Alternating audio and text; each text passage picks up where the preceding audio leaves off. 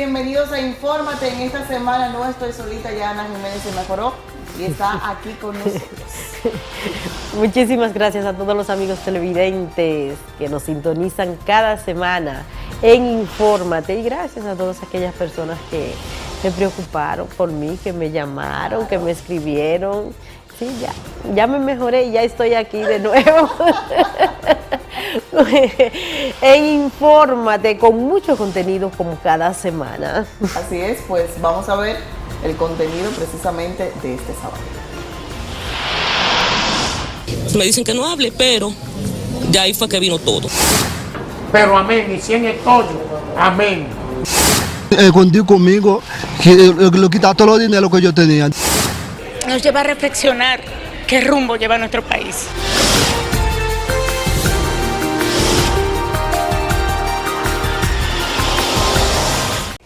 Y precisamente, señores, iniciamos con un hecho que consternó al país en esta pasada semana, y es el asesinato de dos locutores en momentos en que laboraban en una emisora de radio en San Pedro de Macorís. También la secretaria de la estación resultó herida, aunque afortunadamente ya está fuera de peligro. Las víctimas son los comunicadores Luis Manuel Medina y Leonidas Martínez del programa Milenio Caliente, que se transmite por la emisora FM 103. Medina y Martínez fallecieron en la misma estación de radio ubicada en el Centro Comercial del Este, donde se produjo una gran confusión y varios establecimientos comerciales cerraron sus puertas. La Policía Nacional identificó al responsable del hecho como José, quien supuestamente se suicidó en momentos en que se encontraba acorralado por agentes en unos matorrales de San Pedro. Vamos a ver imágenes y cortes de este trágico hecho que, como dije en el inicio, consternó a todo el país. Hoy la justicia dominicana tiene un gran reto. Tiene el reto de reivindicarse y recoger el descrédito en el cual está sumida ahora mismo. Perder a Leo Martínez y perder a Luis Manuel Medina es una pérdida irreparable realmente. Y nos lleva a reflexionar qué rumbo lleva nuestro país. Nos sentimos consternados, desbaratados. Un compañero fiel, alrededor de 2 años corriendo moto a nivel del país, es una persona totalmente ejemplar, tanto en la carretera como persona en sí. Nelson Rosario sostuvo que el médico legista que actuó en el caso certificó que Rodríguez presenta un disparo en la cabeza con entrada en la región occipital derecha y salida en la región occipital izquierda. Esto fue lo que se dijo, Danilza, pero entiendo que no está confirmado o no sé si creer que de verdad este señor se suicidó o si fue muerto por la policía que lo perseguía. Bueno, mira, muchísimas cosas. Tú sabes que la primera siempre incrédula de las versiones que da la Policía Nacional soy yo. Sin embargo, en este caso, yo tengo particularmente mis reservas con relación a eso. El médico legista certifica realmente que el cadáver se le encontró un disparo en la sien con entrada y salida, no más disparos. Entonces esos son actos de una persona cuando se suicida. Yo entiendo realmente dentro de todo este problema hay muchísimas cosas que aclarar. Así sobre es. todo, ¿qué movió a esa persona a ejecutar tanto al director de la emisora como al locutor? ¿Qué había en esa persona? ¿Qué momento de desesperación embargó a esa persona para llegar a cometer este hecho? Recordemos que si se está investigando, vamos a ver la información que viene precisamente luego, de supuestas irregularidades en una venta de terrenos por parte del Consejo Estatal del Azúcar. Y yo me conecto inmediatamente a lo que ocurrió en la OISOE. Este ingeniero se suicidó por la desesperación por la impotencia. Claro, la impotencia y la desesperación que lo llevó al incumplimiento, a sentirse acorralado, de no tener solución, de que ya había construido, había gastado el presupuesto y no tenía más nada que hacer. O sea, hay que ver situaciones, recordemos que no todos los seres humanos respondemos de la misma forma en determinadas ocasiones. O sea que aquí hay mucho todavía que investigar. Sí, este es un tema que entiendo que no se debe de dejar ahí, como ocurre muchas veces aquí en el país, o la mayoría de las veces con los temas, de que es como dicen regularmente, un tema tapa otro tema. Entendemos que hay muchas cosas sobre este tema que aclarar, como tú acabas de decir, Danilza, pero también hay que hablar de la gran cantidad de armas de fuego que andan en las calles. Aquí entra el tema de la seguridad, una plaza sin seguridad. Aquí entra el tema de que la plaza tampoco tenía cámaras funcionando. O sea que entendemos que son muchos las vertientes que hay que analizar en torno a este lamentable hecho ocurrido en esta pasada semana, y donde lamentablemente murieron estos dos comunicadores que, según tengo entendido, por lo que hemos visto en la red, por lo que hemos escuchado, eran personas muy queridas de San Pedro de Macorís y eran personas de mucho respeto. Y la versión que hay es que ya la denuncia la habían hecho en determinadas ocasiones, precisamente en la emisora, desde el programa, con relación a esta irregularidad que se estaba produciendo y sobre otras de terrenos propiamente, y que ellos al parecer estaban tratando de mediar entre esa situación y el Consejo Estatal del Azúcar, la persona que estaba representando en la venta de estos terrenos. Y bueno, miren lo que ocurrió. Más que tener cámaras de seguridad, aquí hay muchos edificios que tienen cámaras de seguridad. Ese no es el problema de instalar cámaras. Aquí el problema es de monitoreo. Porque usted no hace nada con instalar una cámara si usted no tiene un personal en un centro comercial que lo va a tener ahí sentado, pagándole y cambiando de turnos para que estén sentados monitoreando todo el entorno de donde señala cada cámara. Porque entonces no va a servir de nada. No va a servir de nada porque usted no se va a dar cuenta ni siquiera cuando uno de esos aparatos falle, porque eso es tecnología. Bueno. Y por eso es que muchas veces cuando tú te vas a procurar el video de algo que pasó en un atraco, te dicen, no, en ese momento la cámara estaba fuera de servicio, pero porque nadie estaba monitoreando y nadie se dio cuenta que la cámara estaba fuera de servicio. Bueno, un hecho muy lamentable donde, reitero, aquí quedan familias desprotegidas, niños huérfanos, y dos vidas que se pierden. Entendemos que este es un hecho que no debe de quedar en el olvido. Y por las mismas imágenes que circulan en las redes sociales que fueron divulgadas este viernes, se ve que dentro de la plaza, cuando ya se sabe la ocurrencia, el suceso, se ve en un área donde todavía ya ingresa la policía y todo, la persona estaba dentro de la plaza y luego sale de ahí, incluso se ve caminando por las calles como si nada hubiese pasado. Eso te deja decir mucho del estado emocional de esa persona. Pero eso es lo que tienes que ver, Danilza, con la seguridad, pero volvemos a lo mismo, fueron 3 vidas. Excúsenme, no fueron 2, fueron 3 vidas, porque como tú acabas de decir, hay que ver qué estaba pasando con el estado emocional de esa persona, por lo que le estaba pasando. Claro.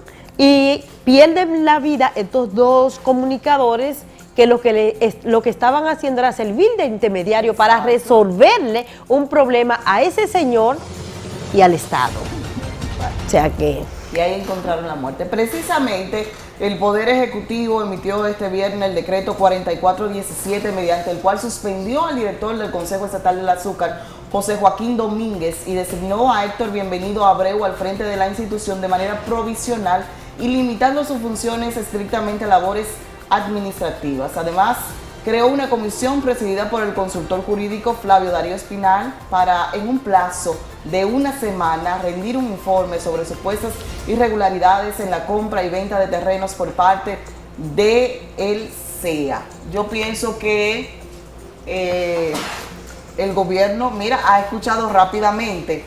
El rumor dice que tuvo que haber una irregularidad del CEA. Vamos a apartar al director, vamos a poner a una persona de manera provisional y vamos a iniciar una investigación. El CEA inmediatamente envió una comunicación a los medios a algunos diarios, específicamente, donde decía que sí, ciertamente esta persona había adquirido unos terrenos, que había una irregularidad porque esos mismos terrenos se lo habían vendido a otra persona y que esa persona lo había dispuesto como para la utilización de una cancha deportiva en San Pedro de Macorís, por razón por la cual quien estaba adquiriendo el terreno no podía hacer uso de ella, porque la estaban utilizando. Entonces, hacía devolución. En otras palabras, fue vendido 2 veces. Pero hacían devolución. Después que la persona, yo no sé cuánto pagó esa persona porque realmente no se ha revelado el monto total por la venta de los terrenos. Pero te dice que devolvió 119,000 y algo de pesos, equivalentes al 35% del total de la compra. Pero ¿por qué no le devolvieron el total de su dinero? De lo que él pagó, de lo que él ya había pagado. Si él pagó su dinero y no se le estaba cumpliendo con los terrenos. Pero Danilza, sobre el CEA, decir yo por lo menos una sola cosa. Siempre, esta institución siempre se ha manejado con irregularidad. Tenía que explotar en algún momento. En algún momento tenía que explotar. Bueno. Si no, recuérdense todas aquellas cheques cambiados que cambiaban los cambiadores que están frente a la Lotería Nacional, todos del CEA, de manera sin fondo. Pero además de eso, verás que van a salir por ahí todavía muchísimos casos de personas que están siguiendo proceso precisamente porque le vendieron el terreno 2 y 3 veces. Tú verás que va a comenzar a salir, porque eso está circulando y eso es verdad que tiene muchísimo tiempo. Bueno, señores, y a propósito de la muerte de los comunicadores Leo Martínez y Luis Manuel Medina, 2 locutores petromacorizanos, pasaremos los casos más recientes de asesinatos en los que han sido víctimas profesionales de la comunicación. Muchos de estos hechos aún permanecen sin resolver. Nuestra compañera Graciela Acevedo trabajó el tema. Vamos a ver. Hola, ¿qué tal? Muy buenas noches. Muchísimas gracias, Ana, Danilza. Es un gusto acompañarles. No es un secreto que todas las profesiones implican ciertos riesgos. En el caso del periodismo, cuando asumimos posiciones frontales ante determinados hechos, nuestra seguridad tiende a vulnerarse.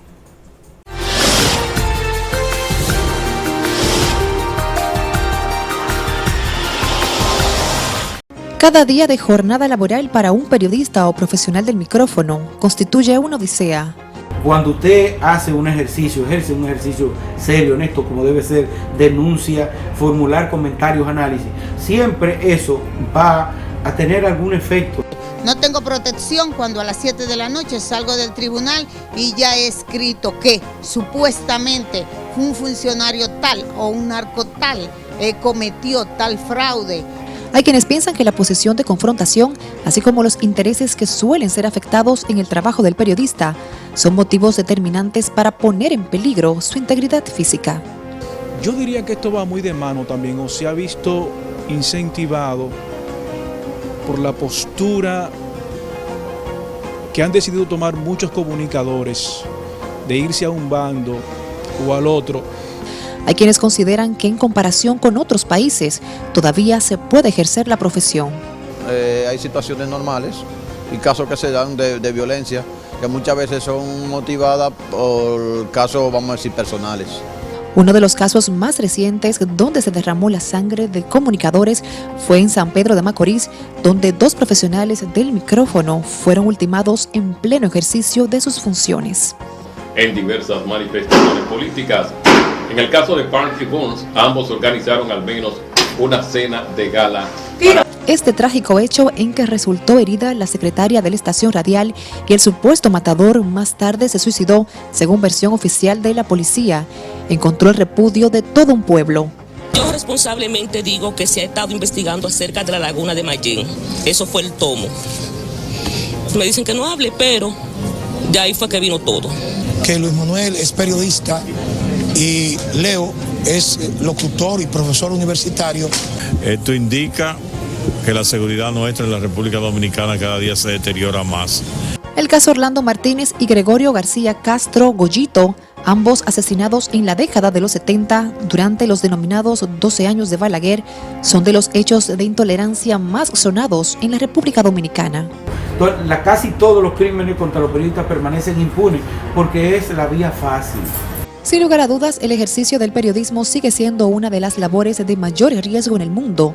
Con frecuencia se registran casos de periodistas asesinados, secuestrados y desaparecidos, sobre todo en zonas de conflictos bélicos y en lugar donde la delincuencia y el narcotráfico no toleran la posesión frontal que asumen algunos comunicadores.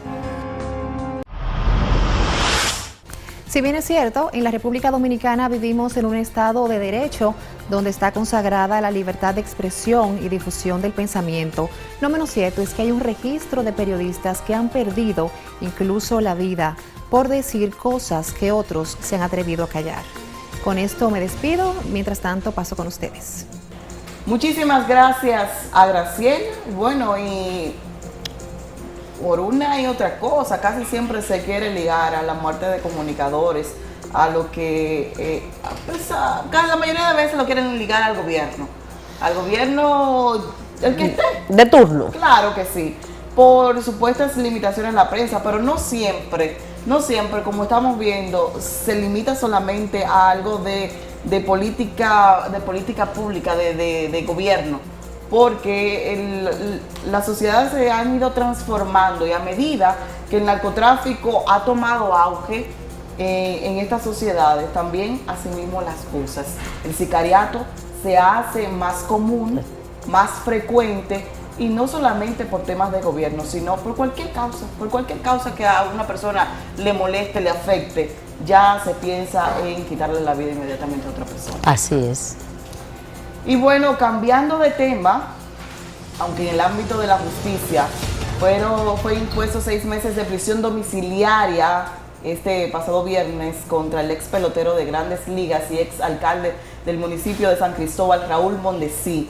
El juzgado de instrucción de ese distrito judicial también le colocó impedimento de salida. Mondesí está acusado por la Procuraduría Especializada contra la Corrupción Administrativa de un desfalco de más de 200 millones de pesos durante su gestión al frente de la alcaldía local. Y lo que yo decía, mira, ni siquiera fue una idea que me surgió a mí, para que tú veas, tú comienzas a buscar en las redes sociales y la gente espontáneamente comienza a comparar las cosas.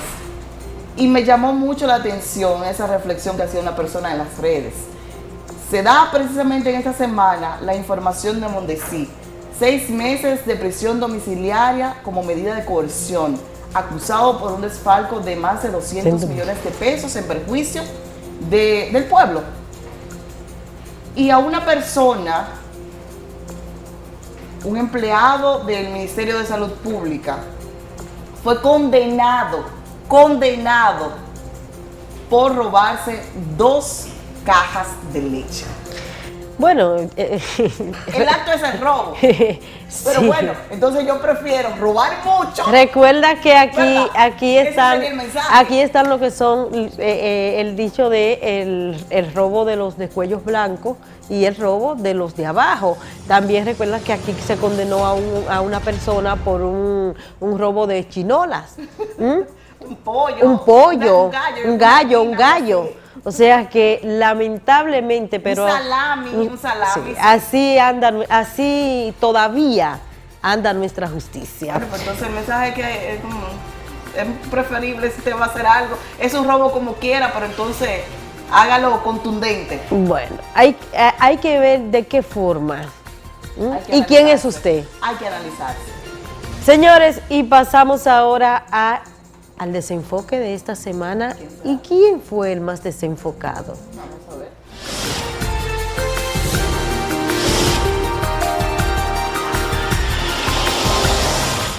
Y el más desenfocado de esta semana es el diputado Elías Báez, perteneciente al PRM. Veamos por qué. Y ahora yo ando con metralleta, con pistola, con todo lo que hay, hasta los dientes. Porque no hay otra forma. Oh, no. Nosotros tenemos todos que andar armados. Por eso, armado, bebido y con cuarto, armado, bebido y con cuarto, armado, bebido y con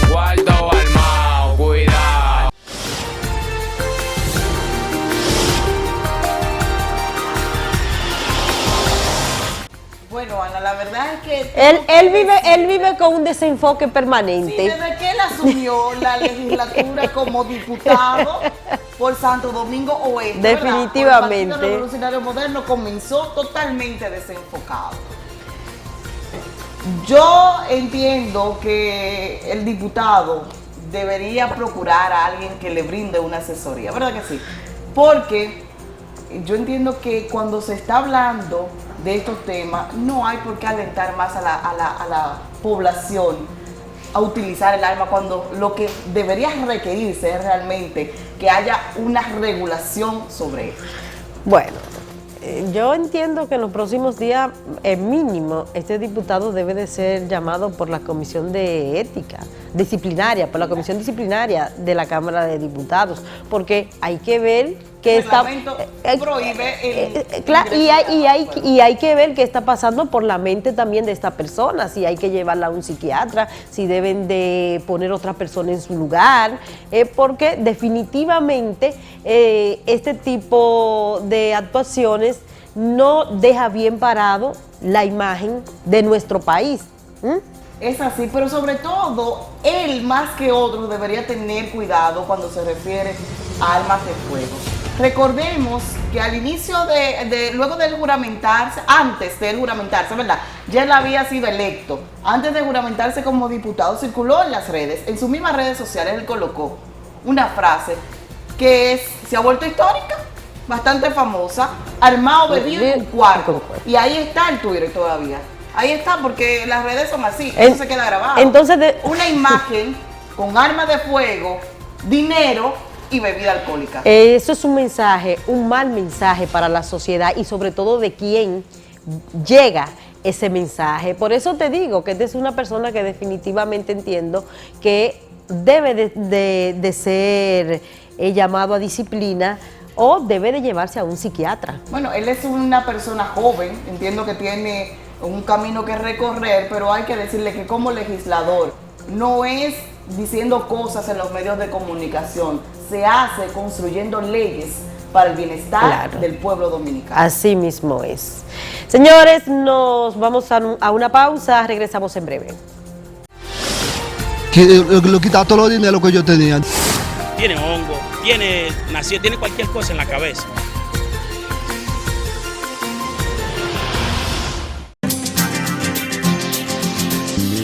Al desplazarte por nuestras carreteras, hazlo con confianza y seguridad, porque de un extremo a otro, donde quiera que vayas, te acompañamos.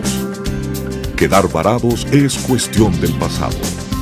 Contigo recorremos una extensión de 2.459 kilómetros en doble vía para cuando nos necesites. En las carreteras, ante cualquier eventualidad, el programa de asistencia vial del Ministerio de Obras Públicas está contigo. Más que construcciones, somos servicios.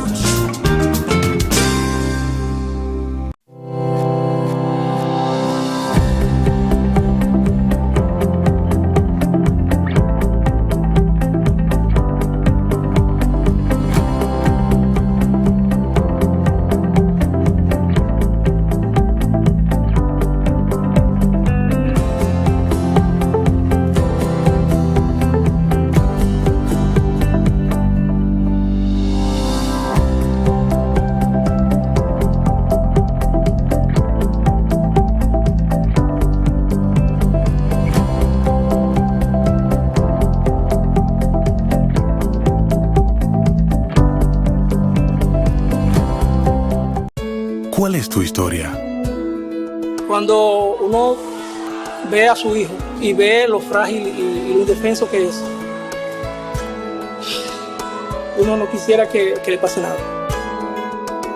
Cuando entré a la habitación donde estaba, ahí fue cuando recibí la noticia de que el niño tenía esta enfermedad, se llama mielomeningocele.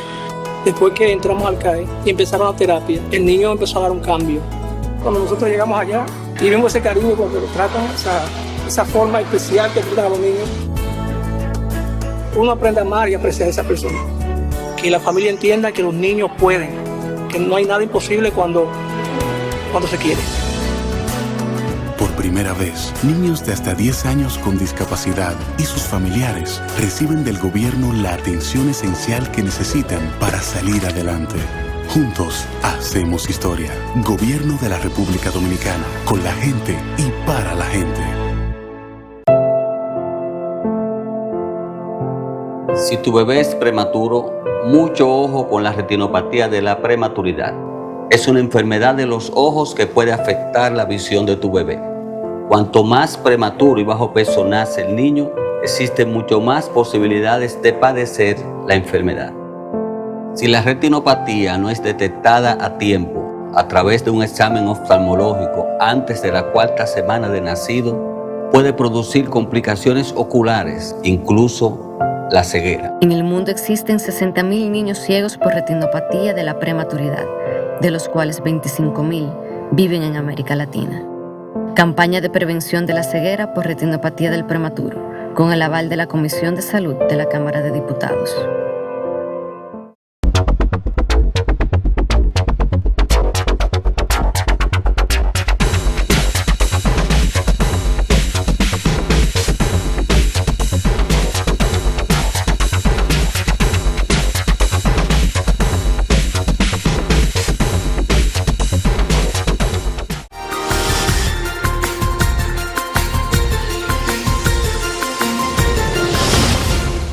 Gracias por continuar con nosotros en Infórmate. Y bueno, en otra información, mucho de qué hablar ha dado la nueva ley de tránsito aprobada en el Congreso Nacional, que establece que los vehículos del transporte público deben llevar la cantidad de pasajeros que indica su matrícula. Los motores deben montar solo 2 pasajeros con chalecos reflectores y prohíbe que los niños sean transportados en motocicletas. Nuestro compañero Israel Figueroa nos amplía más de qué trata la nueva ley de tránsito. Adelante. Saludos Ana, Danilza y a todo el público de Infórmate. Tal y como señalan, las cámaras legislativas aprobaron la Ley de Tránsito, Transporte y Movilidad que, entre otras disposiciones, fusiona todas las organizaciones estatales que intervienen en el sector transporte. Y por esta y otras medidas ya comienza a generar algunas resistencias.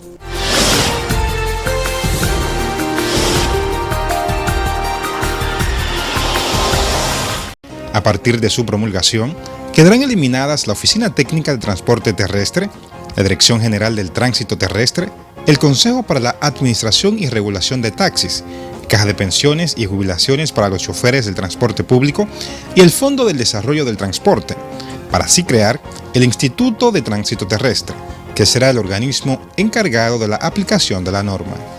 Porque el Intran va a gestar en esos ayuntamientos la estructura que va a desarrollar a los ayuntamientos en ese tema. Pero esta legislación, que está a la espera de ser observada o promulgada por el Poder Ejecutivo, tiene algunas resistencias en los actores que pretende regular. Algunos de los que participaron en las discusiones sostienen que sus sugerencias no fueron acogidas. Pero amén, y si en el tollo, amén, bregó el conejo sacar aceptó el transporte dentro de la ley. El gobierno cometió el error, amén, vamos a ver cómo va a caminar. Nuestro interés máximo es que en el país se establezcan las reglas para que el transporte de carga y de pasajeros responda a lo que son las aspiraciones de la gente. A partir de su entrada, los motores, tanto los conductores como los pasajeros, estarán obligados a usar el casco protector, medida criticada por los motoconchistas, ya que sostienen que con esto incrementarán los robos y atracos. Esta semana un grupo de ellos marchó hasta el Palacio Nacional en protesta por la disposición. También se oponen a que se les prohíba transportar niños menores de 8 años de edad. Hay muchas personas que son seres humanos, ok, solo tiene cualquiera, pero tiene hongo, tiene cualquier cosa en la cabeza. Los transportistas también critican el monto de las multas, ya que la ley tomará como punto de partida el salario mínimo. Queremos llamar la atención de la población dominicana porque se puede malinterpretar y esto no es una ley que va encaminada solamente a penalizar al chofer que anda conchando. En sus más de 300 artículos se propone un plan de renovación vehicular a 10 años. La persona que haya sido multada no podrá renovar licencia, revisar el vehículo ni traspasar el mismo hasta tanto pague dicha multa. Es indudable que dentro del sector transporte intervienen muchos intereses, millonarios incluso.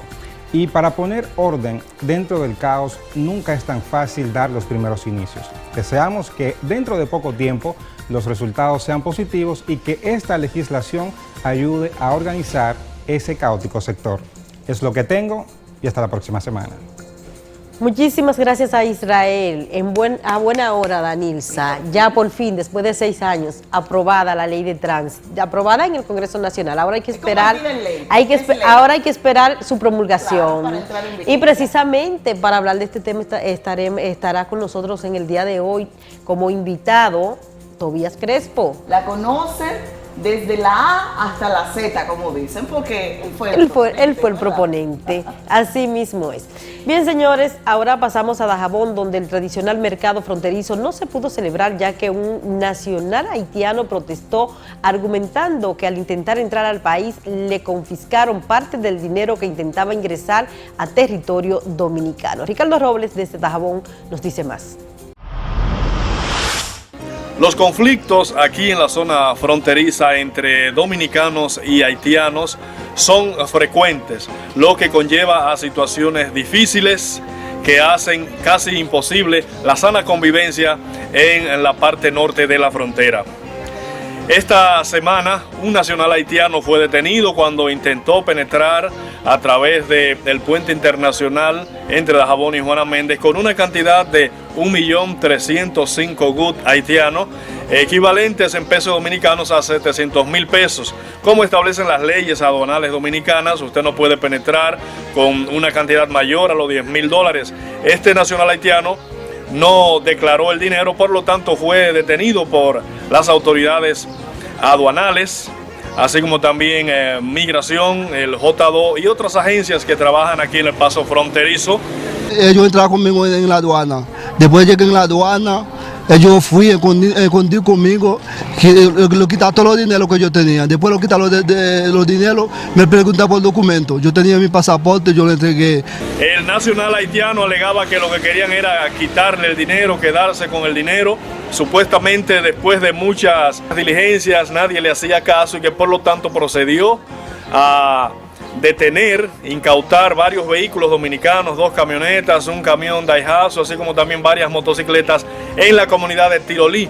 Esta comunidad está enclavada en la misma carretera internacional en la parte sur de la provincia de Dajabón, y esto provocó conflictos ya que allí se realiza un mercado también entre dominicanos y haitianos, el cual estuvo paralizado, el tránsito también obstaculizado por nacionales haitianos que estaban reclamando se le devolviera el dinero al nacional haitiano. Es un caso resuelto ya. Ya muestra las buenas relaciones, al entendimiento. Sí, somos hermanos. Estamos viviendo en una misma tierra. El director del Departamento de Justicia ordenó que se hayan entregado los vehículos y que el tránsito sea restablecido. Ojalá y que este tipo de conflictos no vuelvan a suceder, que las autoridades de ambas cancillerías actúen con tiempo para que no sigan sucediendo este tipo de casos. Es toda la información en cuanto a esta historia. Desde aquí, desde Dajabón, frontera norte, para Infórmate, Ricardo Robles. Bueno, nunca falta algo. Tranquila le sentido. Parece que lo tumbaron al haitiano. Bueno, hasta tranquila de sentido. Yo espero que esa tranquilidad no sea que todo está entrando como perro por su casa, ¿verdad?, al país. No, yo te dije que tengo fe y esperanza que con este nuevo gobierno de Haití las cosas van a mejorar para ese país y por ende para el nuestro. Bueno, vámonos a la pausa. Cuando regresemos ya estaremos conversando con Tobías Crespo, diputado por el PLD por el Distrito Nacional. No se lo pierdan. El Congreso es un órgano colegiado y ahí se hace lo que diga la mayoría, donde es la Procuraduría General de la República, el Ministerio Público, que cobra. Cuanta más gente mejora su vida, tu vida mejora más. ¿Quieres ver cómo? Cuando el gobierno invierte en carreteras como la circunvalación de Santo Domingo, mejora la vida de mucha gente, como Aristides Valdés, que consiguió trabajo en la construcción. O como César Arias, que ahora va desde Jaina a la autopista Duarte con sus productos en solo 12 minutos. O la de Kenia Roque, que ahora lleva a sus hijos por una vía segura. Es por eso que el nuevo gobierno va a seguir haciendo más y mejor en obras públicas. En los próximos meses estarán listos casi 500 kilómetros de carreteras nuevas en el norte, 30 kilómetros más en la región sur, 58 en el este y 27 kilómetros de vías en el Gran Santo Domingo, para seguir conectando el país. Porque cuanta más gente mejora su vida, más mejora la tuya. Gobierno de la República Dominicana, con la gente, para la gente. La empresa de generación hidroeléctrica dominicana EGI informa. Durante la temporada ciclónica, se recomienda a la ciudadanía confiar en las medidas y acciones señaladas por el Comité de Presas y Embalses, la empresa de generación hidroeléctrica dominicana EGI y el Instituto Nacional de Recursos Hidráulicos INDRI. Es muy importante atender a los boletines de la Oficina Nacional de Meteorología, de la Defensa Civil y el Comité de Operaciones de Emergencias COE. Estar bien informados nos ayudará a preservar vidas y bienes. EGI, energía limpia y sin contaminación. El sobrepeso y la obesidad infantil afectan un 20% de los niños y niñas dominicanos. Es un grave problema que va en aumento, causado por una alimentación inadecuada y por escaso ejercicio físico. Entre las complicaciones que se pudieran presentar tenemos las enfermedades cardiovasculares, diabetes mellitus tipo 2, enfermedades osteoarticulares, diferentes tipos de cáncer y discapacidad. Es vital que los padres y los educadores fomenten en los niños y niñas una buena alimentación y más ejercicio físico. Comer y vivir saludable es un hábito que se aprende. La obesidad infantil se puede prevenir. Campaña de prevención de la obesidad infantil con el aval de la Comisión de Salud de la Cámara de Diputados.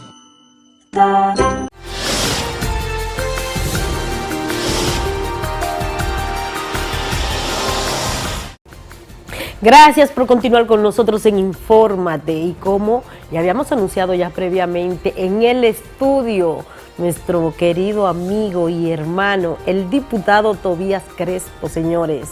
El hombre que está en boga ahora mismo. El hombre del tránsito. No es querido por los choferes.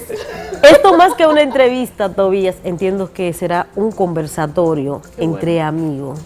De todo lo que ha pasado con ese proyecto de ley tan importante para nuestro país y que tú sometiste al Congreso Nacional, que duró tanto tiempo dando vuelta, vamos a decir, y que la pasada semana ya fue aprobada en la legislatura que cerró. Es una realidad. Sí, buenas noches Ana, buenas noches Danilza, saludando a los televidentes de este espacio y siempre presto a conversar con ustedes, porque cada vez que vengo a los espacios de ustedes me siento como en familia, como tú dices, como hermanos.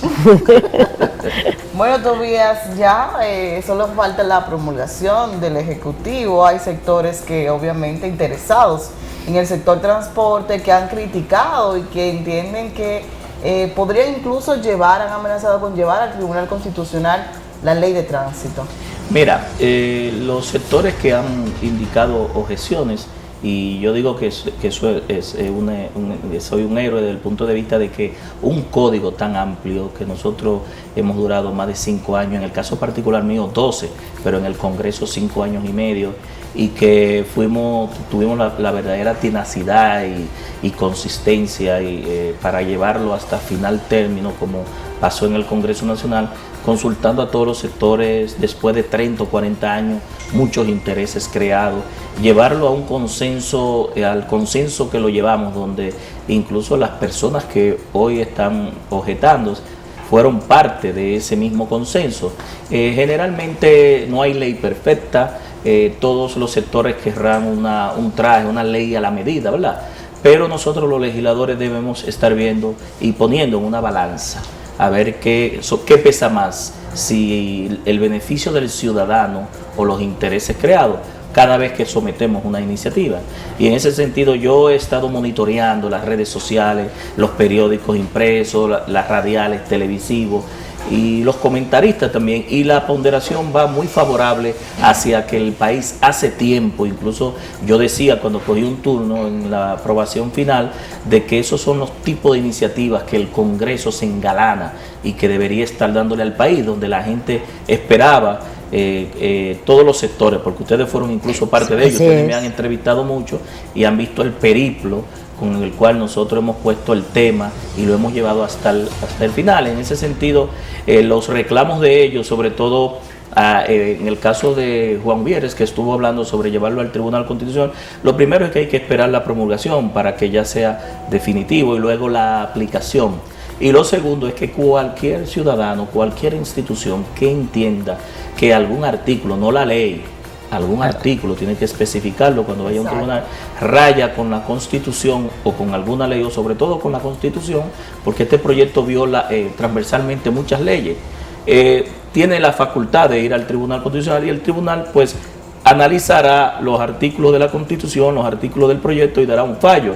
Eso no es nuevo, es decir, que es un mecanismo que está garantizado para que cualquier ciudadano, eso no es ningún temor tampoco, porque ya se han presentado instancias y le corresponde a cualquier ciudadano apelar a ese mecanismo, pero sí entendiendo que tanto en la Cámara de Diputados como en el Senado esto pasó por el sedazo de los abogados, de los expertos, de los auditores, e incluso trabajaron jueces, la Procuraduría, fiscales, mucha gente con experiencia suficiente como para dejar pasar algo que sea inconstitucional. Es decir, que no hay ningún temor desde ese aspecto, porque lo que se está alegando es de que hay un artículo que establece que para tú operar una ruta, en vez de ser un sindicato, ¿verdad?, o una federación, que no debe ser un sindicato o una federación porque son empresarios, tienes que formalizarte.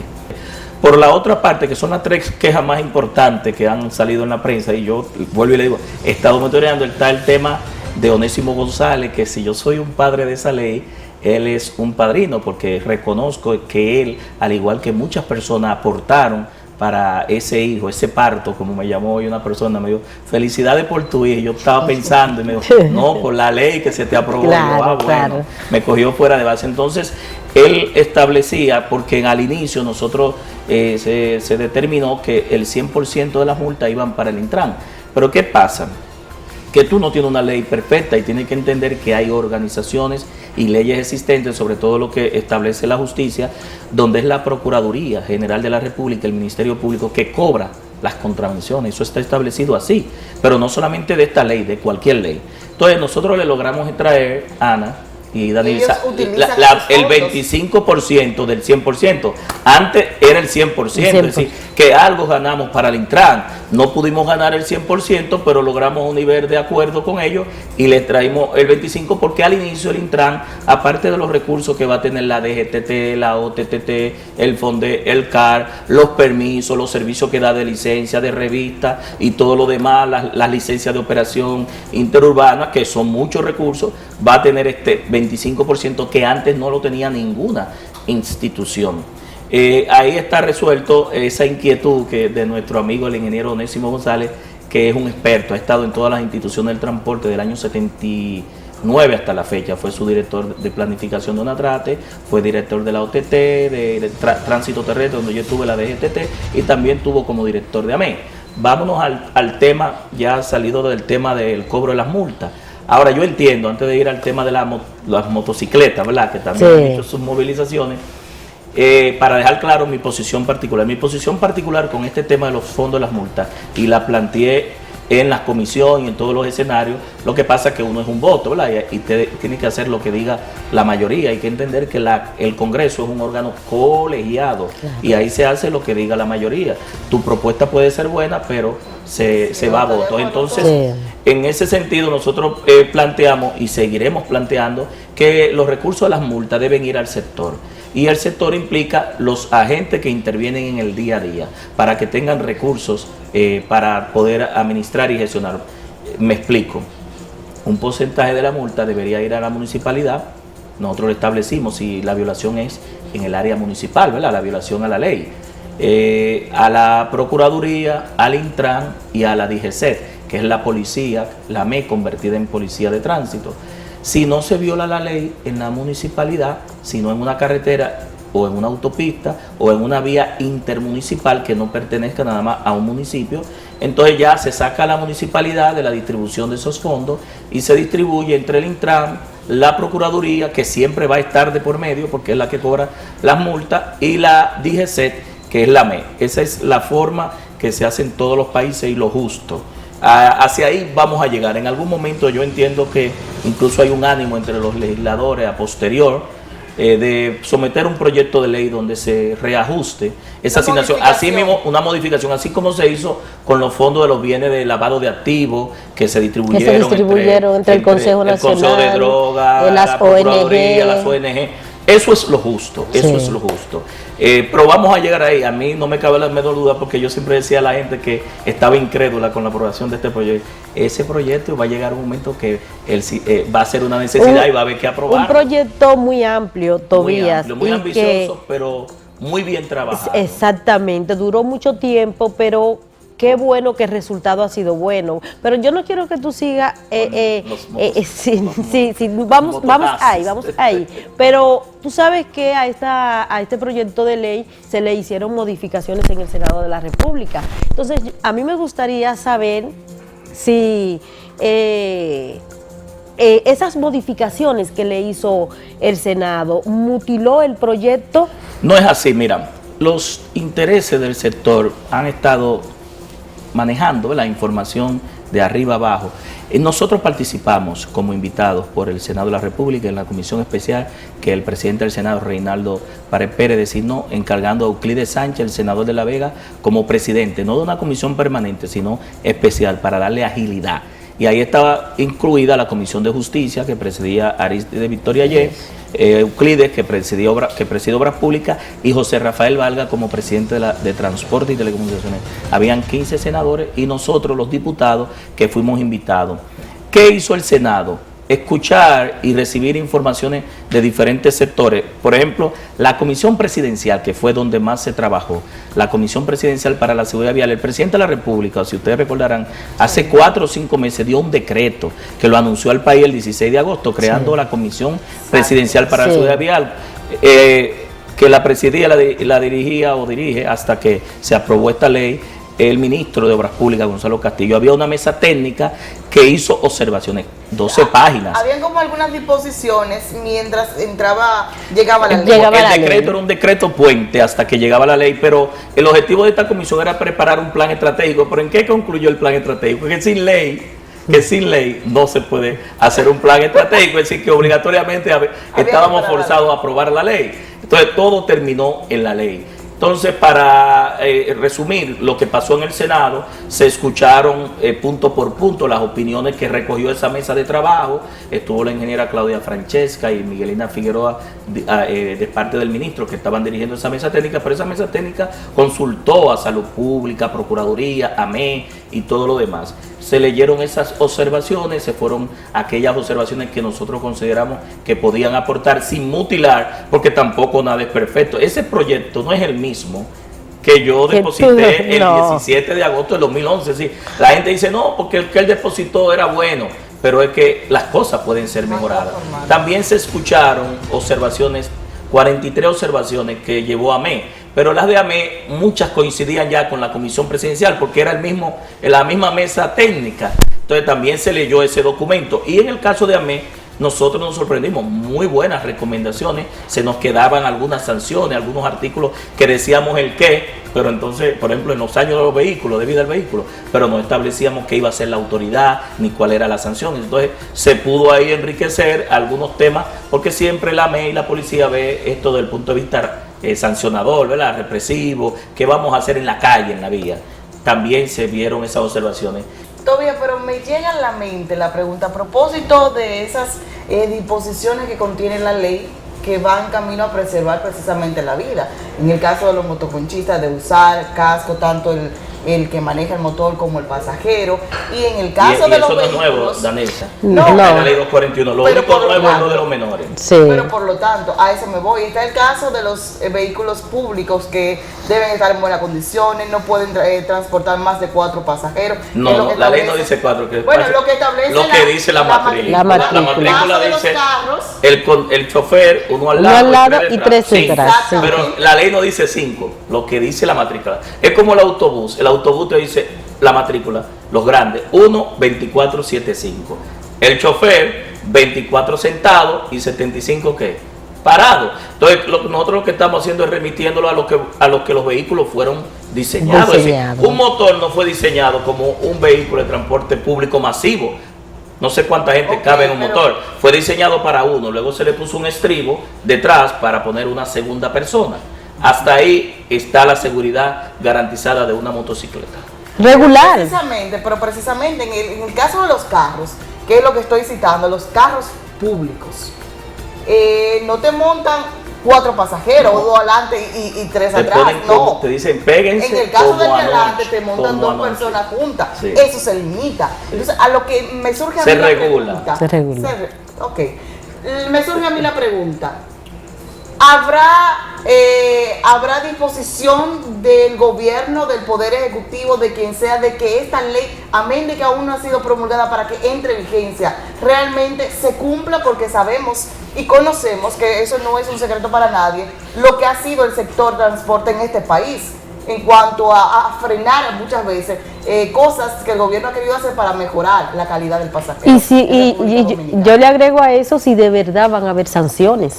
Miren, yo soy legislador, pertenezco a un poder del Estado, el Ejecutivo es un poder independiente de nosotros.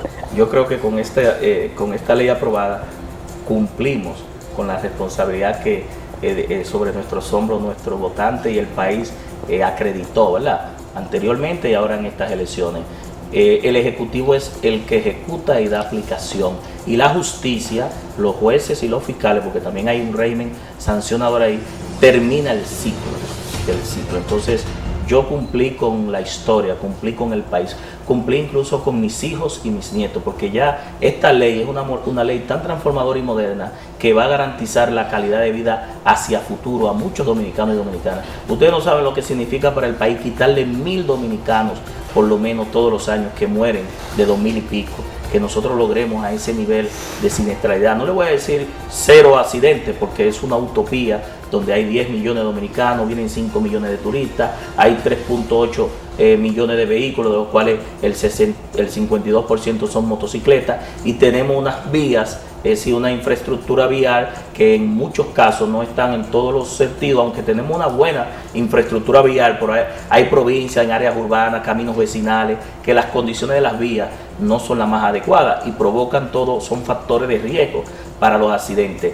Le toca la responsabilidad, y yo creo que se va a hacer, porque el presidente de la República, lo he visto, lo he escuchado desde que lanzó su campaña el año pasado en marzo en el Palacio de Deportes, luego lo reiteró en un almuerzo que tuvo con ustedes los medios de comunicación, luego en un almuerzo con la Cámara Americana de Comercio, se juramentó el 16 de agosto y dijo que iba a trabajar el tema del transporte terrestre y la seguridad vial, se comprometió a dar 2 decretos, dio uno, el de la Comisión Presidencial cumplió ahí, esa comisión dio su plan estratégico y determinó que había que aprobar la ley.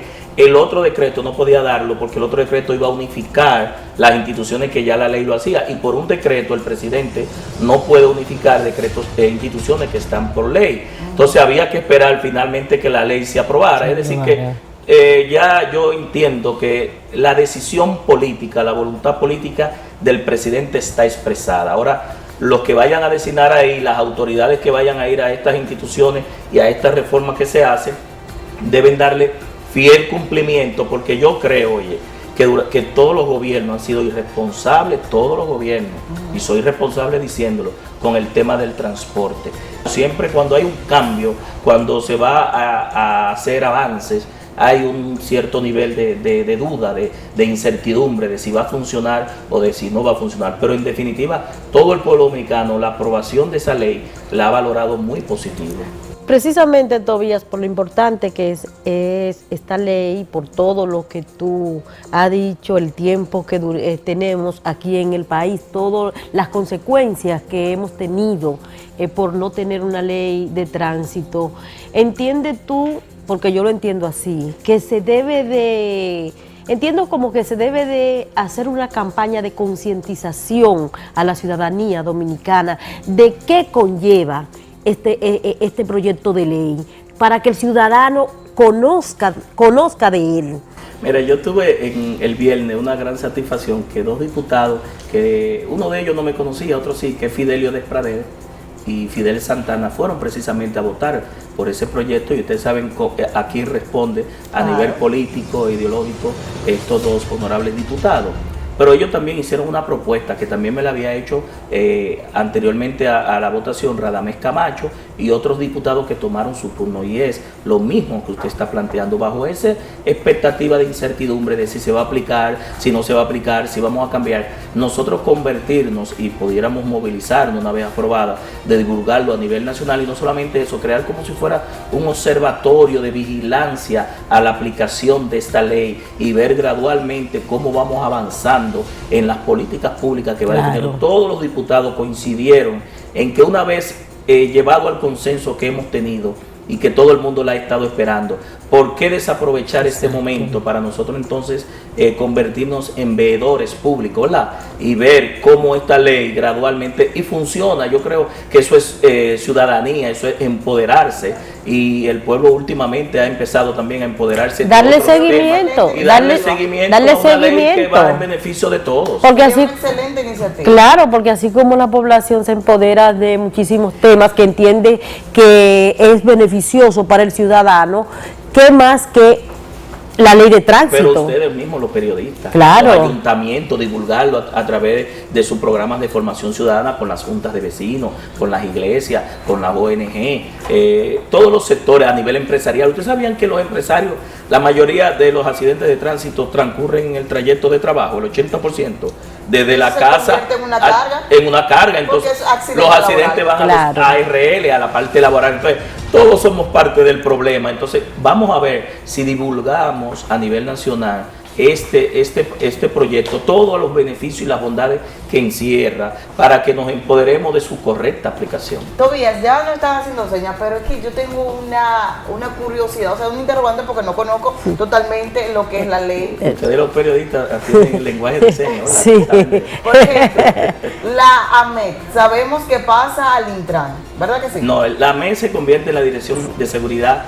de Tránsito y Transporte Terrestre, dependiendo de la policía, pero sí cumpliendo todos los reglamentos y las directrices del Consejo Directivo del Intran, que es el Consejo de Ministros que va a dirigir y va a aprobar los reglamentos. Es decir, que no está, es como un reporte matricial, es decir, depende de la Policía Nacional. Actualmente es así, pero tiene que cumplir los reglamentos y las resoluciones que poco a poco van a ir semanando. Ese proyecto, esa ley establece 30 y pico de reglamentos que son leyes. Es decir, no se pudo poner porque hacía el proyecto, la ley muy grande, pero se llevó a reglamento, lo que implica que cada vez que vaya saliendo un reglamento de eso, la DGCET debe darle cumplimiento, porque así lo dice esta ley. O sea, que cambiará poco a poco. Cambiará la mentalidad de la MES, y no se llamaría MES, sino DGCET. Ellos están al tanto, ellos tienen ese proyecto del año 2005 que han trabajado con nosotros, todos los exdirectores de AMES y el director actual. Para ellos no es un secreto, ellos han estado trabajando y creo que han estado empujando también porque necesitaban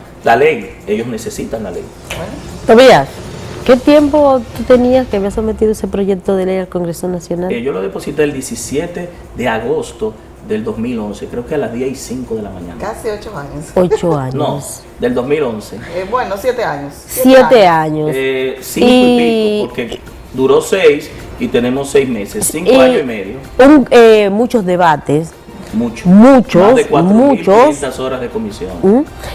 Te escuchamos a ti hablar esos 6 años en todos los medios de comunicación de este tema.